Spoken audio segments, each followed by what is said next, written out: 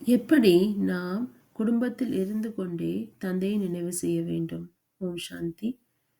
நாம் நம் குடும்பத்தில் இருந்து கொண்டே, அதாவது நாம் குழந்தைகளை பராமரிக்க வேண்டும் மற்றும் அனைத்து கர்மங்களையும் செய்ய வேண்டும். அப்படி நாம் நமது கைகளின் மூலம் கர்மங்கள் செய்கின்றோம். குழந்தைகளை பராமரிக்கின்றோம். ஆனால் நமது புத்தியின் தொடர்போ தந்தையிடம் இருக்கின்றது. இப்படி நல்ல விதமாக யோகத்தில் இருந்தோம் என்றால், நாம் 21 ஜென்மங்களில் ஆரோக்கியமாக இருப்போம். மேலும் நாம் சரியான முறையில் தந்தையை நினைவு செய்தோம் என்றால், நம் விகர்மங்கள் விநாசமாகின்றது. ஆகையால் தந்தை இப்பொழுது சொல்கின்றார், நீங்கள் என்னை மட்டும் நினைவு செய்யுங்கள். ஏனென்றால் தந்தை இப்பொழுது மணவாளனாக இருந்து நாம் அனைவரையும் மணமக்களை வீட்டிற்கு அழைத்து செல்லவிருக்கின்றார். பிறகு நாம் சொர்க்கத்தில் செல்லவிருக்கின்றோம். அதாவது மாமனார் வீட்டிற்கு செல்லவிருக்கின்றோம்.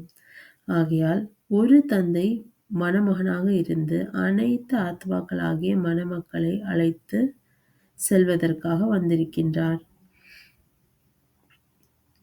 ஆகையால் நாம் மணமகனை நினைக்க வேண்டும். அந்த அழகான இனிமையான மணமகனை நினைவு செய்ய வேண்டும். அப்படி நாம் குடும்பத்தில் இருந்து கொண்டே இந்த நினைவை வைத்துக் கொண்டோம் என்றால், மன்மனா பவ மற்றும் மத்யாஜி பவ. முதலில் தந்தையை நினைவு செய்யுங்கள், பிறகு ஆஸ்தியை நினைவு செய்யுங்கள் என்று தந்தை நமக்கு புரிய வைக்கின்றார். இப்படி நாம் செய்தோம் என்றால் நாம் மிகுந்த குஷி ஏற்படுகின்றது. மேலும் நாம் இந்த நரகத்திலிருந்து, அதாவது ராவணனின் ராஜ்யத்திலிருந்து விடுபடுகின்றோம். நாம் அனைவரும் ராமனுடைய சீதைகளாக இருக்கின்றோம். இந்த ராவணனின் சிறையில் அடைப்பட்டு கிடக்கின்றோம்.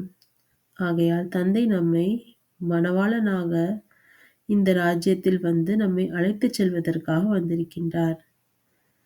சொர்க்கத்திலோ மிகவும் சுகம் இருக்கின்றது. ஆகையால் நாம் தந்தையை சரியான முறையில் புத்தியின் யோகத்தில் வைத்துக் கொள்ள வேண்டும். இப்படி நாம் செய்தோம் என்றால் நமது விகர்மங்கள் விநாசமாகின்றது. ஓம் சாந்தி.